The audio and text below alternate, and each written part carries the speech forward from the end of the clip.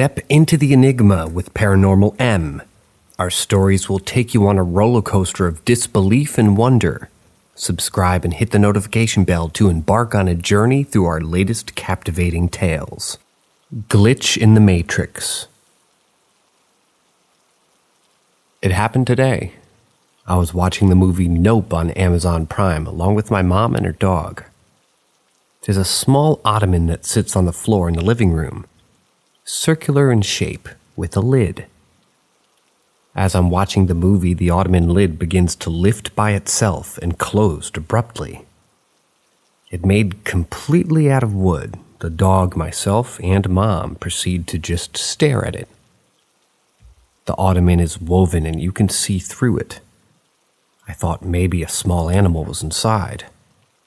I get up to lift the top off the lid and see nothing inside. It's empty. The lid has some weight to it, too. I proceed to fan my arms at it. I'm checking to see if maybe a gust of wind lifted the lid. The air wasn't on. Windows weren't open. I thought maybe the vibrations from the soundbar lifted the lid. I rewind the movie back 20 seconds to see if the same thing would happen. Absolutely nothing. We proceed to finish the movie. Nothing has happened since.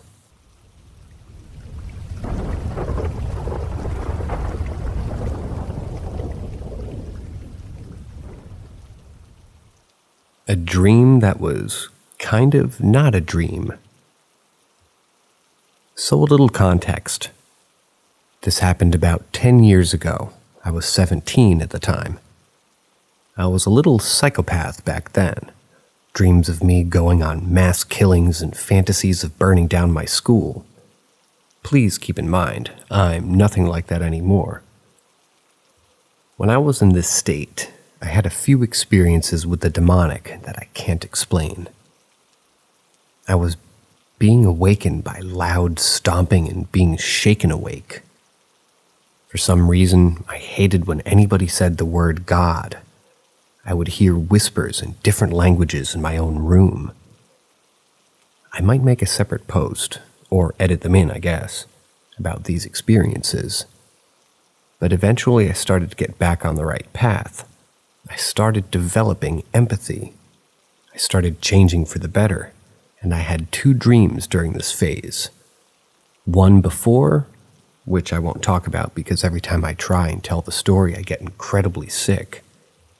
But I will say I met an actual demon in the dream world that looked absolutely horrifying. And one after the phase. So one night I slept and I was having a normal dream. Can't remember fuck all about this part of the dream, but this normal dream did a complete transition.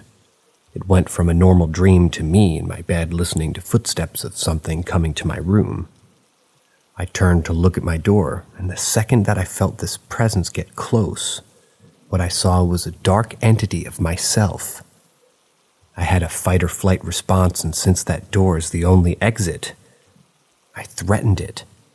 If you don't leave right now, I swear I'm going to. Before I finish, it teleports right to my bedside and holds my arm and shoulder down. I feel excruciating pain in my shoulder.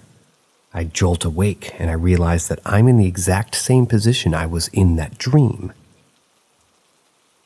There are other dreams I could share and I might edit them in within the week. Out of most of the paranormal events that I've experienced, with the exception of a few, the dreams of them are the ones that are most interesting to me. As it is said, you aren't capable of dreaming somebody that you have never seen before. Yet I have seen dreams of horribly disfigured creatures with horns that I certainly have never seen before in my life. But anyway, if enough people are interested, I might share more stories that don't cause me physical discomfort. Sorry for the bad writing, it's late and I need to get some sleep.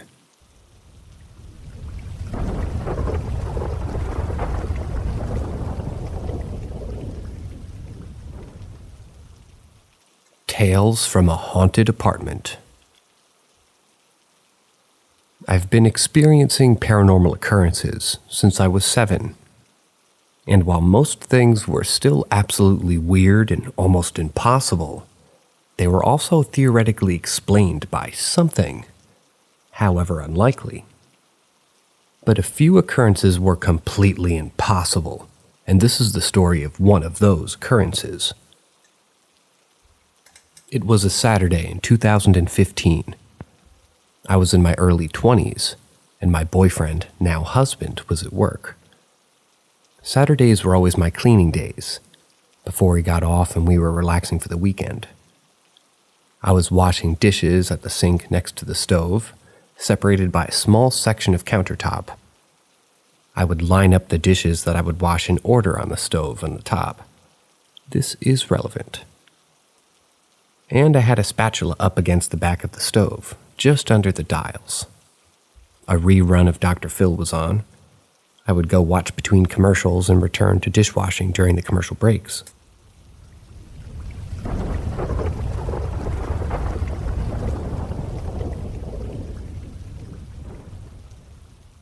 The only other living thing in that apartment with me was my cat, Lulu. Lou was perched beside the open window in the living room, snoozing. I heard the show come back on and raced back to the living room. As I'm standing there watching, I hear a clatter of plastic hit my fridge, then a second clatter as whatever it hits the floor. Going back into the kitchen, I see the spatula that had been against the back of the stove lying in front of the fridge. The fridge was directly across from the stove, about 3 to 4 feet away. When I heard the spatula hit, it sounded like it had hit pretty high up on the fridge, maybe around the freezer area. I've spent 8 years trying to figure out how the hell a plastic spatula could spontaneously launch 4 feet across the room and have come up with nothing. There have been other weird-ass things happen in this apartment.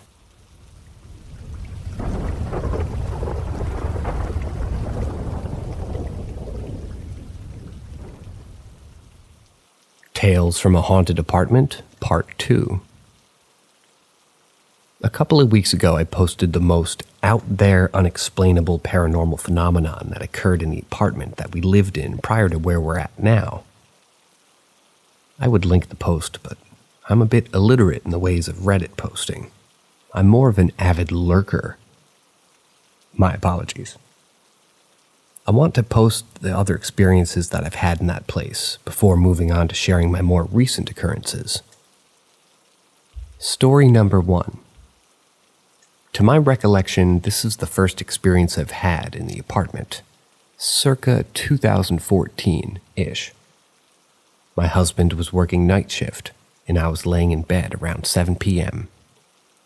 I was either reading or watching TV. It was just my cat and she was sleeping on the bed in the far corner. It was early summer, but it was raining hard, so the windows were closed.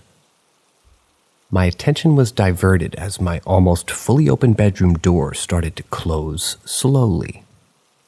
I just watched in disbelief as it closed all the way, latched and clicked. Open again all the way until the doorknob hit the wall behind it. Close fully again, then open again to almost its original position. The whole deal lasted about 30 seconds. I was absolutely stunned. Nothing so visual or brazen had ever happened before. I tried to rationalize it as maybe the upstairs neighbor had stepped on the floor in a weird way, repeatedly. But we lived there for 4 years after this happened, and our upstairs neighbor was loud. All caps.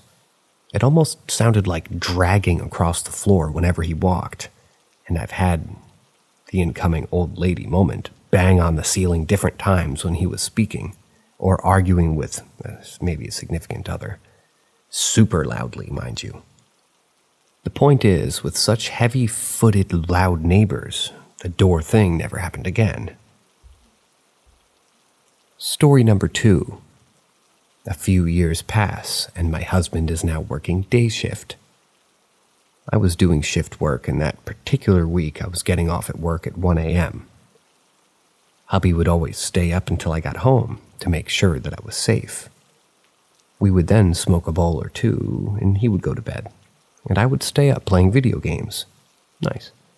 4 or 5 a.m. rolls around, and I figure I would just crash on the couch instead of disturbing husband's sleep, and he would get me up at 7 when he awoke. And, as it would be, just send me to bed. I threw on the TV and I laid down on the couch, waiting to get tired enough to actually fall asleep. Whatever I was watching went to a commercial break, and I'm about to light up a cigarette when I hear a knocking on the wood floor, directly in front of where I'm sitting. I think I actually stopped breathing for a moment. We lived on the bottom floor, and this did not sound muffled, as if it was coming up from the underneath, but rather as clear and concise as if somebody had rapped their knuckles on the wood of our floor. There's a moment sometimes when stuff happens where you're just like, was that even real? What the fuck just happened? I was deep in that moment when it started again. It seemed to form a bit of a pattern on its second go. I think it went 1, 1, 2, 3, 1, 2. I was just sitting there floored. Pun absolutely intended. Very nice.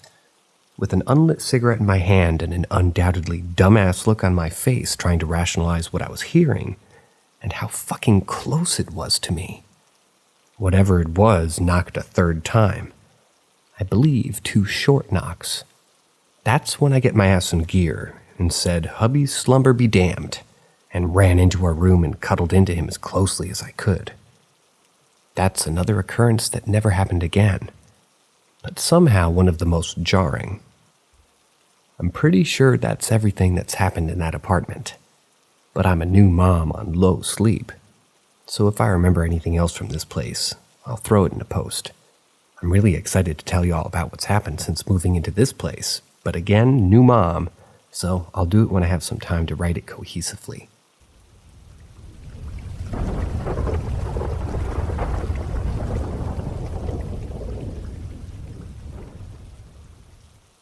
Experience on the Big Island of Hawaii. I was living in Hawaii temporarily on the Big Island. I was working on an organic farm in the Hawaiian jungle for a witch doctor. He was such a wonderful guy. I had no cell service in that part of the island unless I climbed this huge hill for 1 bar. This hill was made of cinder and lava rock and created by a lava flow back in the 60s. It was about 100 feet high, maybe taller. The climb was difficult but feasible. One night I was very distraught because someone I was traveling with and had trusted became extremely abusive and controlling. I had been keeping my husband informed back on the mainland and frequently checked in with him. I had suspicions that my friend was trying to trap me on the island with him and break my husband and I up. He'd been trying to gaslight me and wipe out my self-esteem. The other people I was traveling with were too scared to stand up to this guy. We got in a huge screaming match, and I basically put him in his place. I told him that I wanted nothing to do with him. I started making plans to ditch him and go work on a different farm. The witch doctor agreed. After dark, I go to the room that I was renting, laid down and tried to calm myself to sleep. I woke up and I realized I had dozens of little fire ants in bed with me, and I'd gotten stung all over. Little fire ant stings suck.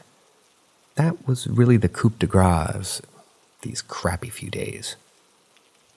Against my better judgment, I slid out of bed, shook the fire ants off, grabbed my headlight, and began to truck up the treacherous hill to go talk to my husband. It was pitch black, and if when I looked up, I could see the Milky Way. It was pretty cool. I took the meandering path to the base of the hill and climbed it. When I got there, I dialed my husband. Hawaii was 6 hours behind my hometown, so it was in the early morning hours for my husband. During the day, people mine the lava rock there and sell it to customers to decorate their yards. While I was talking to him, I suddenly got the horrible sensation that I was being watched from afar. I got the feeling that someone or something was up there with me. Something felt very wrong, and my intuition screamed that I was in danger. Thought it was somebody living up there that was investigating me at first.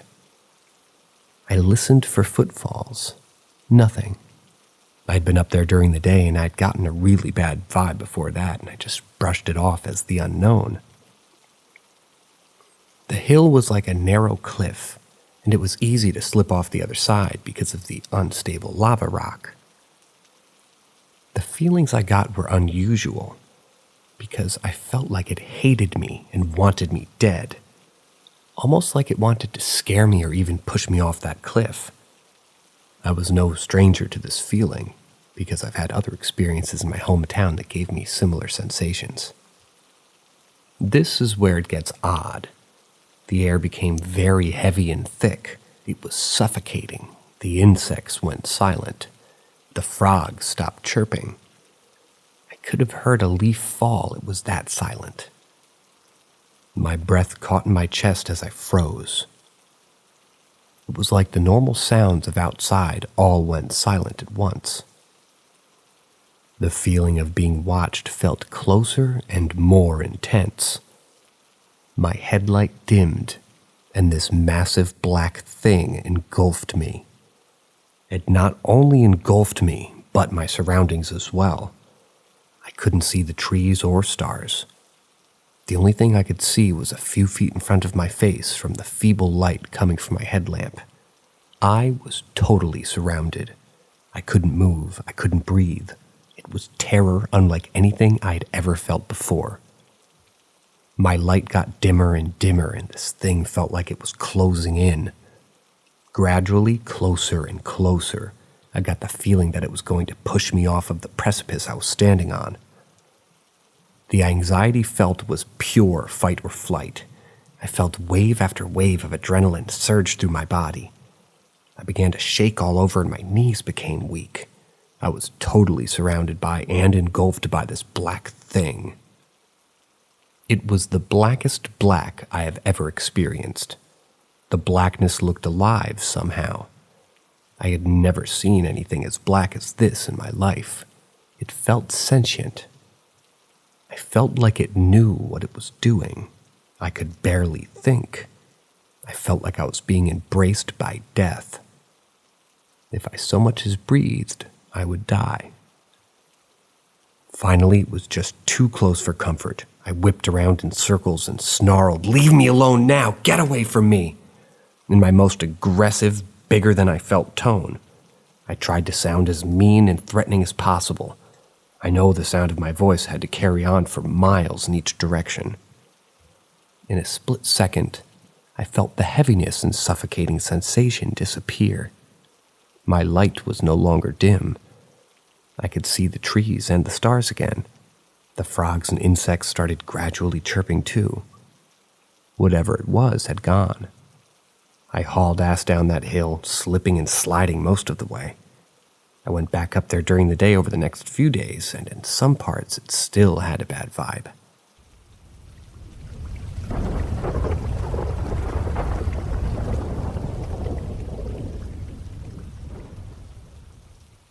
I'm kind of a weird shit magnet.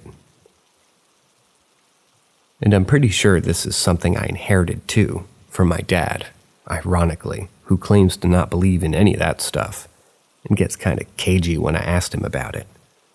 But it's fine to talk about weird shit that he's seen after a couple beers. I guess it's a side effect of being from a family of agnostic Australian clever bastards. It's eased off a lot as I've gotten older, as it did with him, but I've seen a lot of weird shit for someone who's been brought up as a godless heathen in a household of equally godless critical thinkers. There's plenty of stuff I can rationalize, but just as much I can't quite shake. The big stuff that stands out for me are 3 times where I've seen UFOs. When I say UFO, I really do not believe aliens from outer space visit us. Space is too fucking big, okay? The couple times I've seen shadow people and beings that I can't identify, but really do not like. Probably ghosts, but I doubt they're conscious dead people. I really hope they're not conscious dead people. Sleep paralysis shit, that was just too real. That's just the cliff notes, and I might expand on them later when I've got the energy. Besides that, I've got this semi-regular thing with true deja vu, where I'll often visit a place in dreams that I've never visited before, but inevitably will within the next couple of months, and I'm oddly sensitive to the feel of the place. That last might just be a neurodivergent side effect, though. I've also kind of fallen into being the witchy one of my group of friends. They usually come to me for advice on WS, and at least 3 times now I've been invited to new digs, specifically to vibe check the place. I don't know. I'm not really a gold star believer, but I also know the universe is too huge and strange for us to have all the answers yet.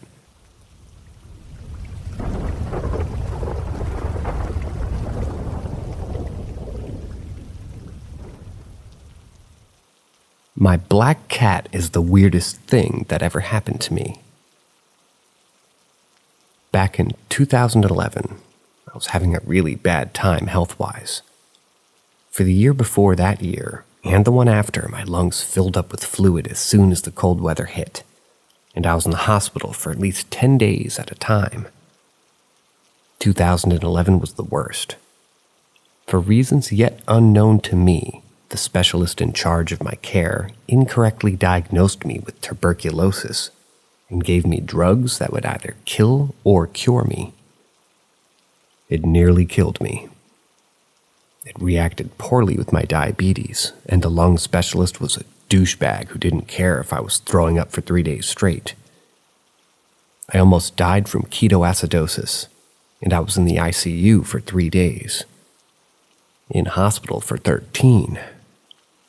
I also had a gnarly near-death experience, but that's another story. While I was in the ICU, passing in and out of consciousness, and completely unaware of the passage of time, I hallucinated a cat. I would be on the edge of sleep, and something would jump up on the bed with me, chirp, and curl up so I could feel warmth and purring. Sometimes he would eat my leg through the sheets, waking me up. I saw him come into the room only once. He was a big, black, long-haired tomcat with an aggressively cheerful disposition and huge yellow eyes, such that I nicknamed him Lambert in my head. I even asked the nurses about him, half out of my skin as I was, and that was when I realized that he wasn't a real animal. I made him a promise in my head all the same. He had kept me going by letting me think there was one creature there with me 24/7, keeping me tethered to life. So if we met again, I would return the favor and look after him, however I could. Fast forward 8 years to 2019. My childhood cat Lupin had finally succumbed to old age. She was born in 2000. And to try and deal with the grief, I was on Facebook scrolling through local cat sanctuaries and rescuers. And who should I see but a 5-month-old kitten who was the exact match to the hallucination, spirit, dream, whatever, that had been keeping me wanting to stay alive back then. I was sure the moment I saw him, and I was even more sure when we went to go meet him at the shelter, and I saw the same white freckles on his shoulders. I had had less than inches from my that I had had inches from my face as I drifted, and he purred in that hospital bed. Mom vetoed the idea of Lambert, so we called him Jet. He had chronic anxiety issues and no food security from being on the street for his first 3 months. And it kept me on my goddamn toes while I was getting over the death of my best friend. But he's got the softest fur ever, and he's a chronic cuddler, and I owe him a lot. He still chirps when he jumps up on my bed. Not exactly a gold star believer. My philosophy is weird shit happens, but I'm inclined to look for the logical explanations first. I know I was super sick and my brain was throwing up all kinds of nonsense. I know that 8 years is a long time for memory to change, especially of such a blurry and confused period. But emotionally, I can't shake that feeling that I met this cat nearly a decade before he was even born.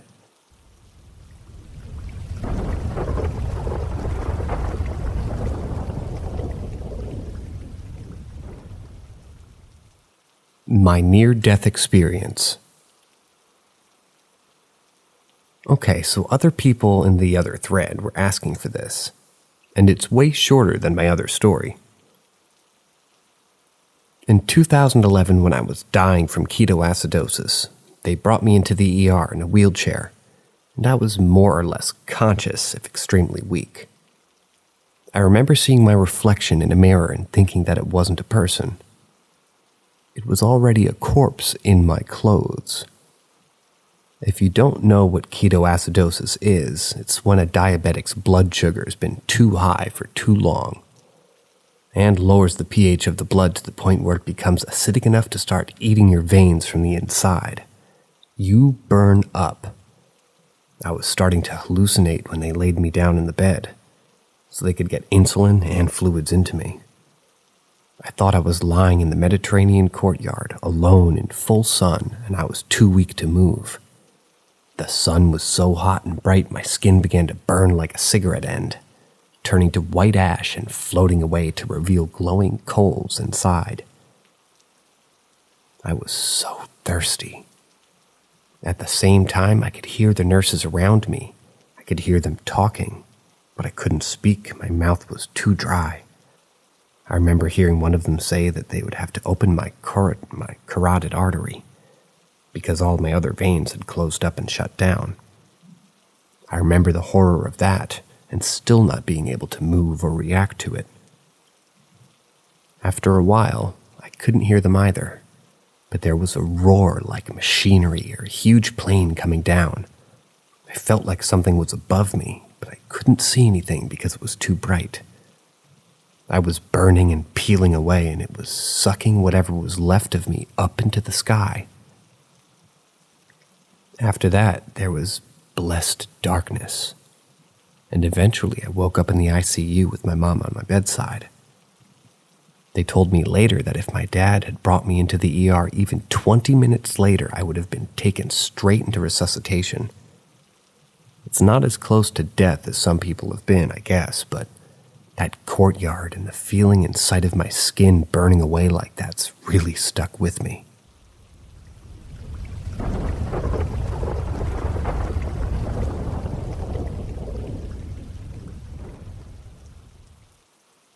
Hunting lease experience. Currently, I'm at my family's hunting lease. Last night, I was in the bedroom that I'm sleeping in. It has 2 twin beds and isn't the biggest, and it was just me. My parents are 2 rooms down. At 11:44, I woke up suddenly, but I had an eerie feeling. Looking up, there's a small rack with hunting clothes and 2 small backpacks. That's when I see a tall, female-looking, transparent yet black figure. It was quite tall. As soon as I noticed her, she said something along the lines of, "Come on, take a backpack and come with me." Unsure of what I was looking at, I say, "What? Who are you?" She repeats her line, "Come on, take the backpack and come with me." I reach down to my side and grab my phone, turning the flashlight on, and immediately facing it to her. She's gone. Immediately, my heart starts beating out of my chest. I'm having trouble breathing. Keeping the light on, I begin to pray. After sitting for a while and calming down, I decide to try to sleep again. Not long after I wake up, I have my back to the wall, and that's when I see a figure in the bed next to me. I freeze and they sit up, staring at me. This made me sit up quickly, and then see another figure next to the rack on my left. My heart is beating out of my chest again, so I run out to go to my parents' room and I tell them. They know I love paranormal things, and I have a deep belief for them. I was shaking almost uncontrollably, and my voice is trembling as well. They say I could sleep in their room, full and twin bed, My dad says it could be easier to sleep in the bunks outside their door and just leave their door open. I set myself up to sleep in a bunk by our dog's crates. Still uneasy, I'm constantly looking around in fear that they're still there. Suddenly, as I'm about to fall asleep, I hear my dad freaking out and my mom consoling him. Apparently, something was trying to rip his blanket off of him. Found out this morning. I wake up at around 5:30 a.m. before leaving for our morning hunt to the sound of a banging noise. Like someone hitting wood in the room. It happened 3 times and 3 different times too. 3 minutes, 5, then 3. It was never together. It was normally 3 bangs. I'm not sure what happened, but it definitely is. It just has me spooked. Even just writing this, I'm totally uneasy. I'm a huge paranormal fan, and I guess you could call me an enthusiast, you could say. So I'm trying to think if I could have done something to anger whatever it was, but soon our lease is ending since the owners want it for themselves.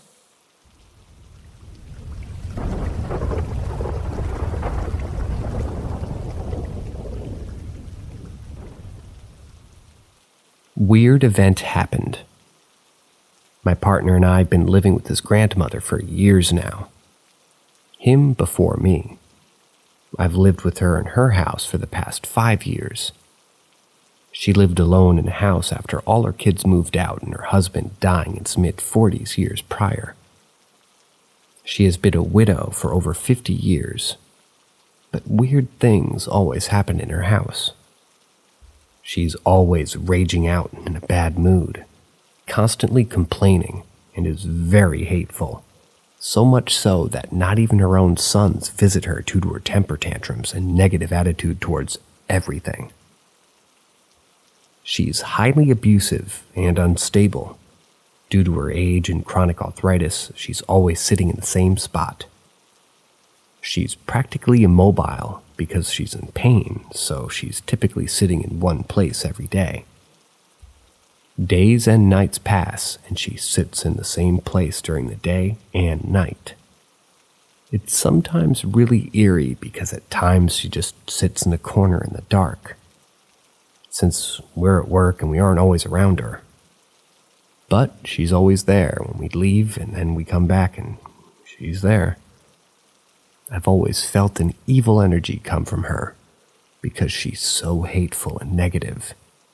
She doesn't even like people touching her, and some of the things that she says seem too evil to come from an old woman. I've read very negative, hateful energy, especially arguing and temper tantrums, which is how she communicates, attracts a lot of evil spirits. I think so because I think they resonate at a similar wavelength, but I never thought much of it. There's been some weird occurrences at her house. Once she was at a hospital due to a fever, and it was unusual of her not to be in the house since she's always here. The night her bedroom toilet blew up randomly around 2 a.m.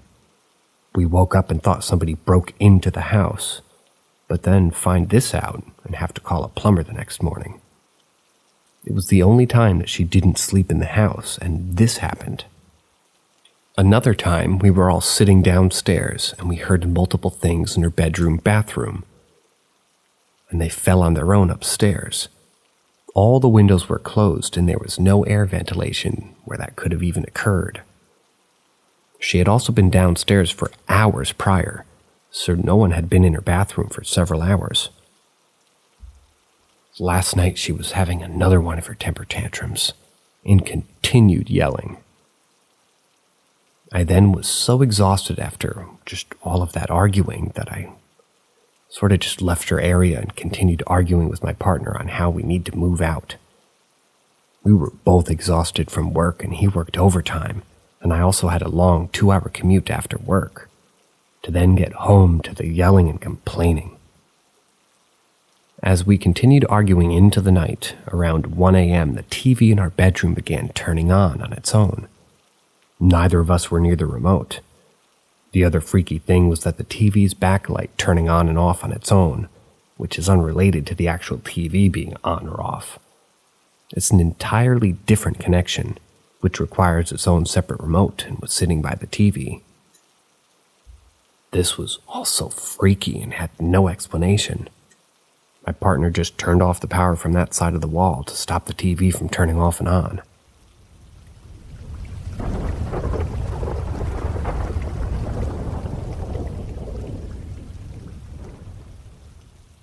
Haunting at a house I lived in. Was it demonic activity? I experienced some strange and freaky things living in an old house when I was 16. My parents had bought it years ago and sold within 6 years of living there.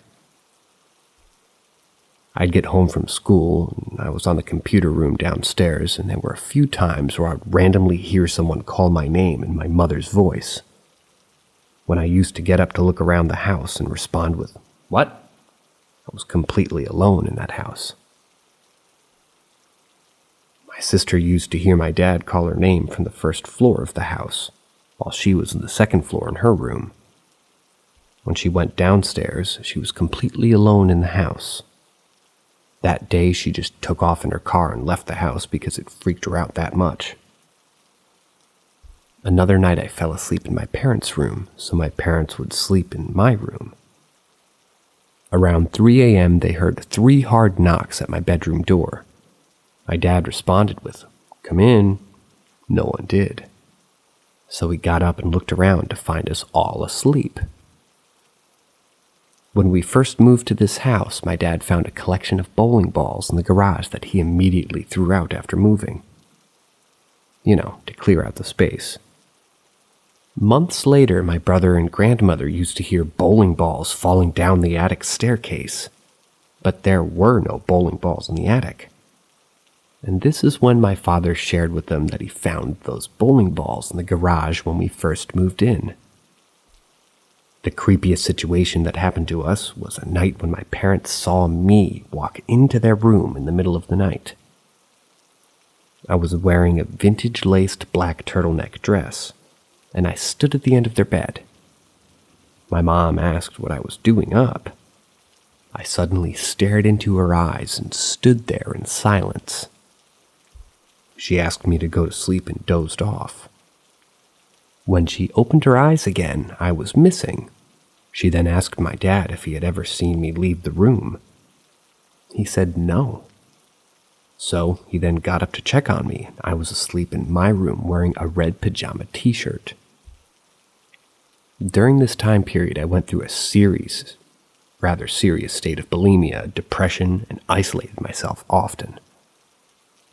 I felt too self-conscious and insecure to go out and show myself.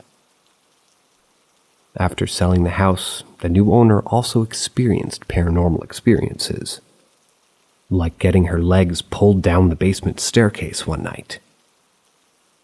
We eventually did research and find out an older woman had passed in the house previous to us moving, but we didn't know what kind of spiritual activity happened while she was alive with her family. The experiences that we had are connected to demonic activity. Demons are the only ones capable of imitating human voices or taking on human forms. I always wonder if something sinister has attached itself to me since living in that house, as life has gone into a very dark, endless spiral of bad circumstances and bad luck for me since.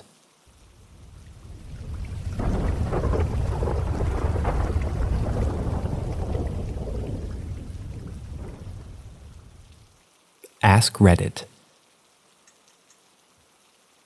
2 stories stick to mind from my childhood that still creep the fuck out of me. One of my earliest memories is of walking past my parents' bedroom. I froze in the doorway as I looked into the bed, and I saw what looked like the shape of a person kneeling on the bed, but underneath the bed sheets. As I stared at it, the bed sheets kind of floated down so it looked like the bed was perfectly made. The shape just sank into the bed. I was freaked out. 2. It was a short walk home from primary school. I was about 9 to 10 years old. I'm walking on my own, and a car pulls up. It has my Nana, Granddad, and cousin inside. They say, "Hey, we've just been over to your mom's house. Do you want to lift home?" I said no, it's only around the corner, but they were quite persistent. I remember a hand coming out of the open door, but I just remembered being quite flippant and just like, "No, it's okay, I'll see you guys later." And I ran around the corner to my house. I said to my mom when I got home, "I just saw Granddad and Nana in the car. They said they'd been over here to see you." My mom said that she hasn't seen or heard from them all day. I was adamant. She made me phone my grandparents, who then confirmed they hadn't seen me all day or been over to my parents' house. So who the fuck were the people in the car? Still creeps me out thinking if I was having a weird trip of some kind, or if I almost got snatched and just saw the people as my grandparents.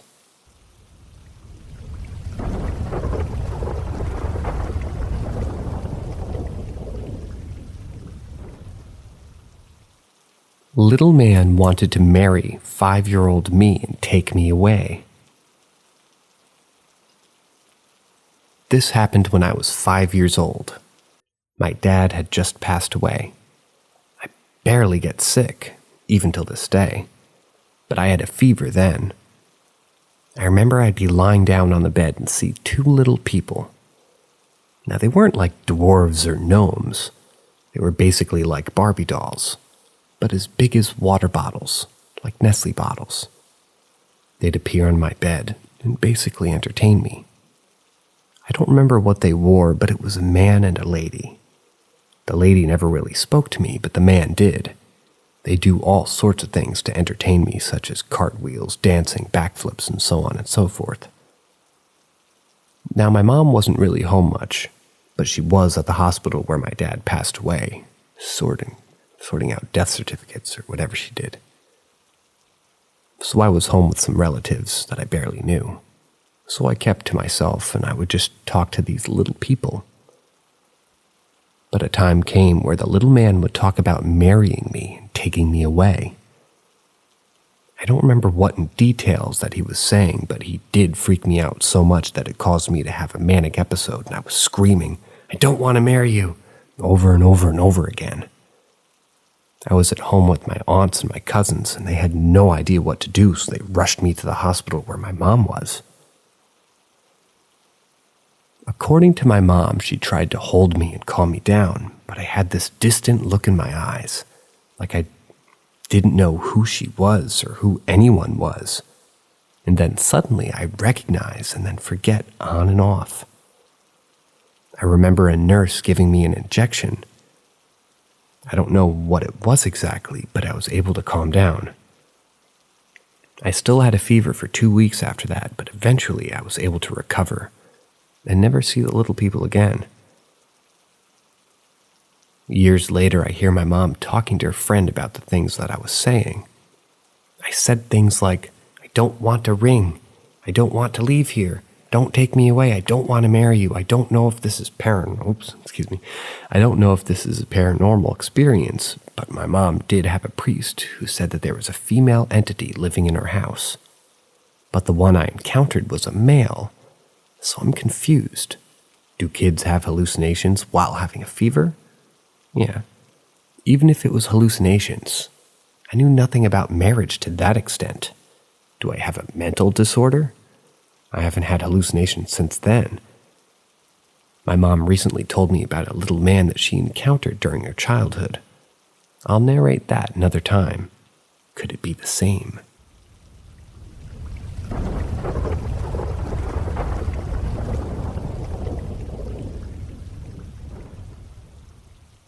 Weird experience. This is the weird shit. So 4 years ago, I didn't have a very good home life. My mom used to be an alcoholic and had moved around my whole life from place to place, so I never really had any childhood friends to spend the night or lean on, really. I used to stay at my friend's place after school and ask to stay until dinner mainly because I didn't want to eat all their food out of respect for being the nicest people that I knew. I also knew that entire apartment property. This night was going back home, and I just felt off and different. From the moment of going up the stairs, I was on alert, taking mental notes of everything that I was doing, from how I was walking up the stairs to locking the door when coming in. I locked both lock deadbolts and at the top lock, and I always remembered, because I had a fear of my dad stumbling in the house drunk randomly and harming us. I remember seeing a couple of six-packs in my mom. Knowing that she was drunk and almost passed out, I went into my room too, figuring I would just play some games. Just one problem. There was a giant-ass thunderstorm that had only gotten worse since staying at my friend's place. I didn't want to fuck up my PS4 if the power went out, so I instead laid down on my bed and scrolled through Snapchat. I started talking to one of my friends via Snapchat. I can't remember what we ended up talking about, but I remember opening up a window to listen to the rain. As I was texting, I heard footsteps outside. It sounded as if someone was pacing back and forth on the wet grass at night. I tried to reason in my head as to why somebody would be stepping on this wet grass and not be underneath the cover of the porch, but I just minded my own business. I was on the second floor, the top floor. So even if someone was trying to break in, they would need to be 12 feet or having a ladder or battering ram. That's when I heard a rhythmic tapping right beside my head on the wall. Tap, tap, tap. My skin instantly jumped. And before I could text my friend, tap, tap, tap. My head was by the window, couldn't have been no more than a foot away. I wanted to look outside, but my mind was already racing with possibilities. Tap, tap, tap. Just as I was about to start recording, the taps turned into loud and long scratching. I know this is going to sound weird, but I swear it sounded like whatever it was had 3 long claws. Again, the scratching happened, and it was in a rhythm which weirded me out even more. After that, I literally stuck my head out, expecting some sort of creature or asshole on a ladder. Poof, nothing. No footsteps scurrying away, no tree branch, no animal, nothing but rain. I had taken a video of my just window on Snapchat and sent it to my friend to confirm that I wasn't going crazy. She heard it too. I went to the living room. Mom was passed out and everything seemed safe. And that's when I had noticed the door was completely unlocked, even the top lock. I quickly woke my mom up and explained what had happened, and then grabbed a hammer to clear the house. I remember thinking I was going to have to bludgeon someone, but thank God no one had come in. I shut my window and told my mom I'd be staying up for that night to keep watch. I burned some sage, said a prayer, and just tried my best to make sense of the situation. Nothing like that has happened since then.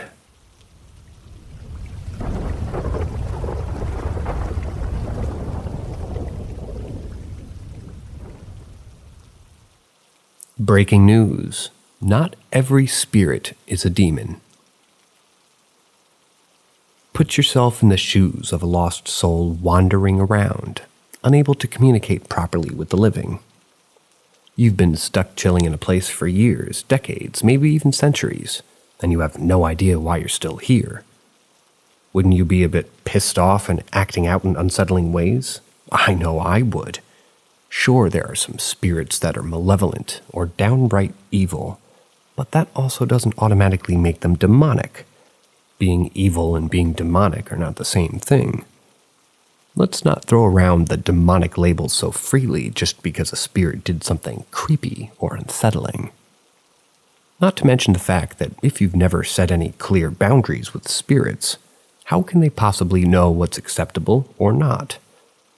Before coming from their necks on Reddit and screaming demon, consider that they might not even be aware that they're making you uncomfortable. They might mean all of the best and just need some guidance. So let's talk about using tools like pendulums or Ouija boards to communicate with spirits. Newsflash: they're not encrypted phone calls to your grandma. Just because you asked a specific spirit to move your pendulum and got a different spirit responding doesn't mean you've opened up a demonic portal. It could just be a mix-up or a misinterpretation, and everybody can touch a pendulum after all. If it really was this easy to open up a portal for demons to come through, every single girl who's ever been to a slumber party would be possessed by now. I'm not saying that there aren't genuine cases of demonic activity out there, and portals can be opened if you fuck around too much, but let's not jump to conclusions and automatically assume the worst when someone says that they hear taps in the corner of their room. Although I think it's pretty harmless to comment this under every post. It's also unhelpful and very annoying. The spirit world is a complex place, and not everything that goes bump in the night is a demon.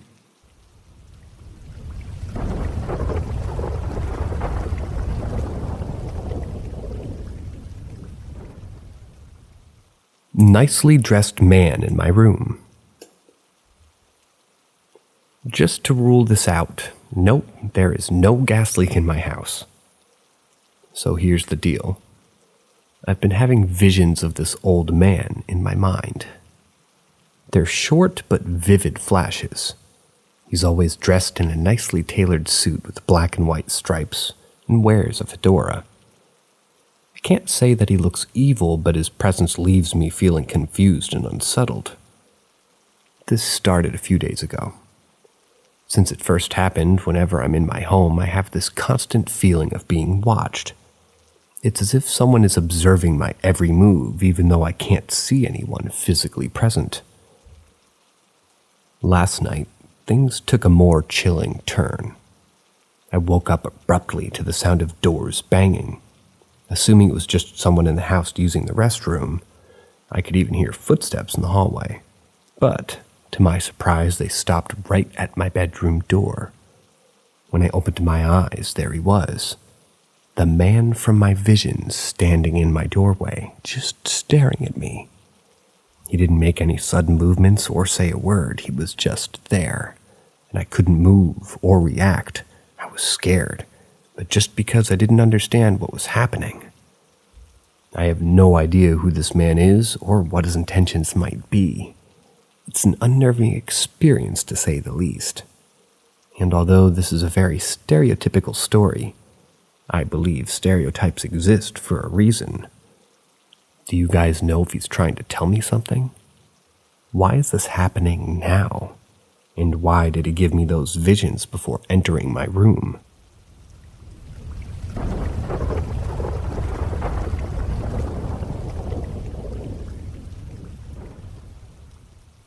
Kelsey Davies feels so fake. So for a while now, I've been watching Kelsey Davies' videos on YouTube. I don't know why I keep giving her more views, because she actually annoys me so much. She's a self-proclaimed medium and used to live in a haunted house, and says that she's been seeing spirits her whole life. She owns 2 haunted dolls and a haunted painting. Now you'd think with all this stuff she'd be a seasoned paranormal investigator, right? But every time Kelsey goes to a haunted location, she pulls the same tired stunt. Oh my God, I got like a vision. Girl, if you're so experienced, why does every vision startle you like a jump scare in a B-grade horror movie? Brace yourselves for the most exaggerated reactions you've ever seen. Whenever there's even the slightest sound, Kelsey leaps up 3 meters in the air like she just saw a ghost. Oh wait, isn't that the whole point of her ghost hunting videos? And let's not forget her ear-piercing, cringe-worthy American Girl accent when she uses a spirit box or EVP and gets the exact answer that she was fishing for, then proceeds to go, "Oh my God, ew, and that scared me, ah." Excuse me. Not only is this annoying and screaming fake, but this is also where things get downright disrespectful. She's once made a video inside of a house where a young boy was murdered, and supposedly his spirit still lurks in the closet, hiding from the murderer. So what does Kelsey do? She asks the poor spirit to make itself known by doing something like moving a toy or playing with the lights. Lo and behold, a ball rolls a few seconds later. And what does she scream? Ew, that's so creepy, I'm guessing. Even if we give Kelsey the benefits of the doubt and say that her content is not staged, she still went to that location to capture evidence, right? So if there really is a little boy's spirit seeking assistance, picture being scared and vulnerable only to have a supposed spirit lover like Kelsey scream, "Ew." They're writing E-E-E-W, assuming they mean EU. Never seen this girl. It's not just fake, it's straight up heartless.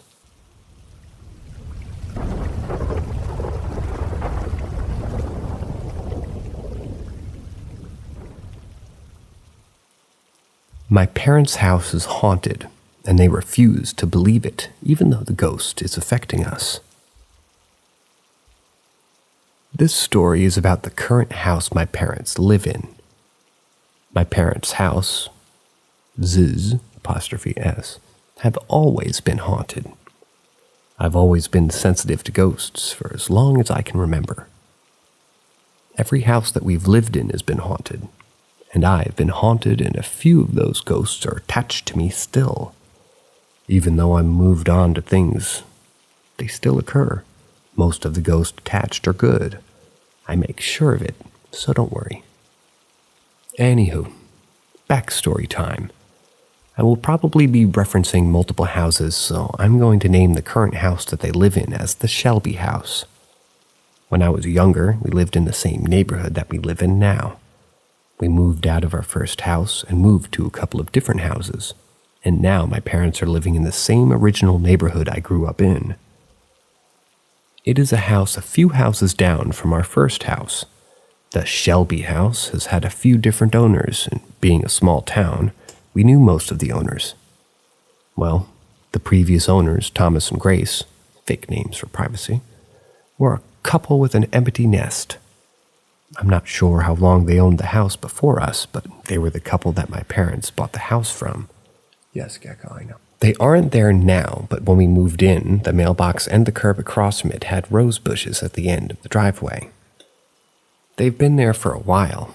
As I said, we knew some of the previous owners of this house, so the rose bushes were there since I was a kid.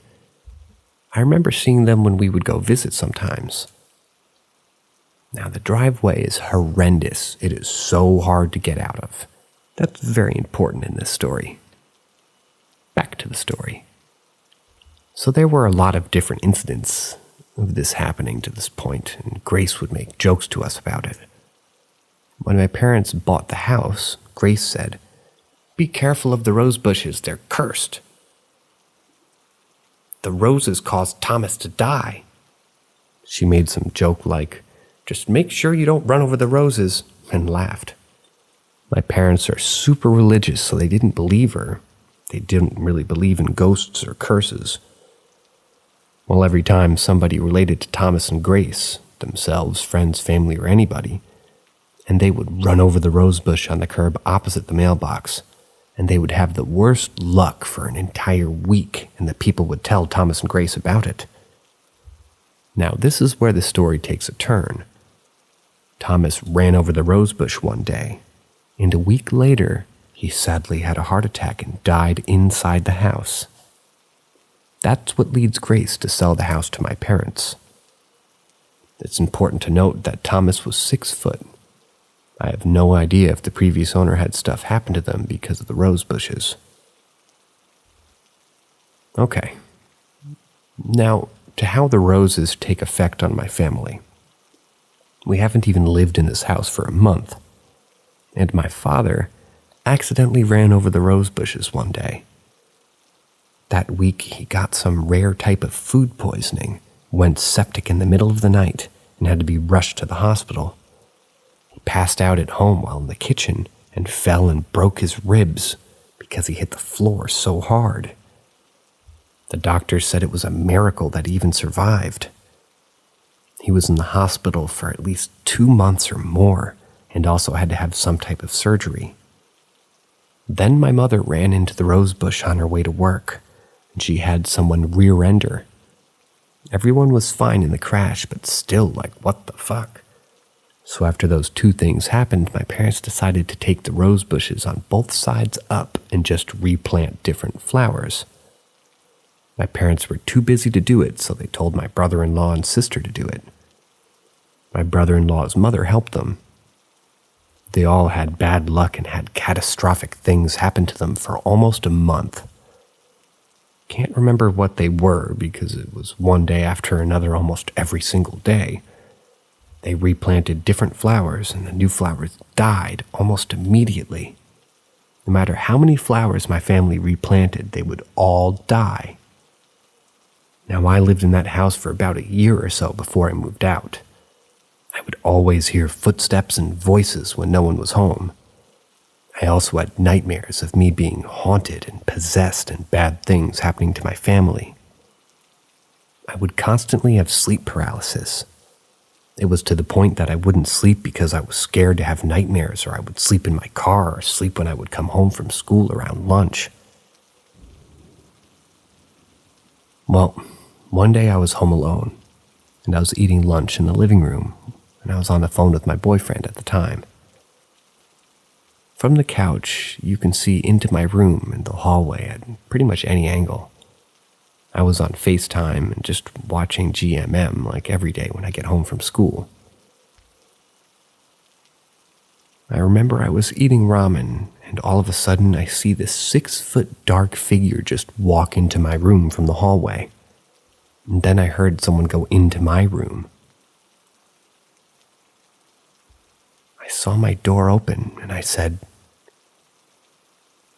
"Okay, your boyfriend's name is spelled Eoghan, and I have no idea how to pronounce this. Yogan, I think somebody's in my house." And he said, "Okay, go get the pew-pew and stay on the phone. If something happens, I'll call the cops." I grab a knife from the kitchen and I walk into my room and I check it out. In my brother's room and the bathroom, and no one's there. A couple of days go by and the same thing happened. It kept happening. So I told my brother about it, and he said the same would happen to him. The day I moved out of that house, all of the nightmares of me having possessions and being haunted and bad things happening to my family and sleep paralysis all stopped. My brother tells me he has them now, and most nights he won't sleep in the house, he'll just go to my sister's and sleep. Every time I go to my parents' house now, I go home with a giant migraine, and I just feel like my entire energy was drained out of me.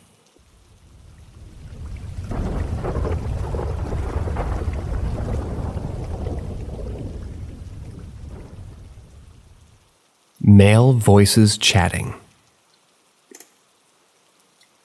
So this story isn't very scary, but my family and I, female 41, we found it entertaining. Already before this happened, my mom and I were sometimes called the family witches, more as a funny comment. So that weekend, my family met at my parents' place. My husband and 3 kids, my sister plus husband and daughter, and my brother. By the way, my parents bought the house almost 40 years ago, and I think back then it was a fairly new house and only one previous owner. Except for my brother, who lived a couple of streets down. We all spent the night at my parents' house on the upper floor. After a nice day with barbecue and chatting and having a good time together, the larger room upstairs used to be my room when I was younger, and the 5 of us slept there spread across 3 beds. Everyone was in bed and asleep already, but I could not sleep. I heard 2 men chatting, and chatting and chatting, and it kept me awake. It wasn't loud, I couldn't really make out what they were saying, but it was clearly a conversation by 2 men. So thinking that it must have been my dad and my brother on the porch beneath one of the windows, I decided to go check. I opened the roof window a bit and expected the noise to become louder, but nothing. No one was outside. I also checked the 2 other sides of the room that had no windows, but opening them did not make the voices louder or clearer to hear. I only heard them when the windows were closed and the outside night noises were quiet. So my next rationale was that somebody left the TV on downstairs. I opened the room's door, As the house's floor plan is very open, you can hear everything from downstairs when you open the door. But it was very quiet downstairs. I went downstairs to be sure everything was indeed quiet. No one there, everyone sleeping. So I went to bed and eventually fell asleep. The next morning I came downstairs to a nice family breakfast, but was still quite tired from the short night. When I was asked if I didn't feel well, I told them the story. My dad shook his head in disbelief and in German said something like, "Not again," laughing at my mom. She immediately said, "See, I told you, I'm not imagining this." Turns out my mom heard these voices a few times already, but my dad brushed it off as nonsense. She was excited to be validated by what I heard. She had never told us about these voices,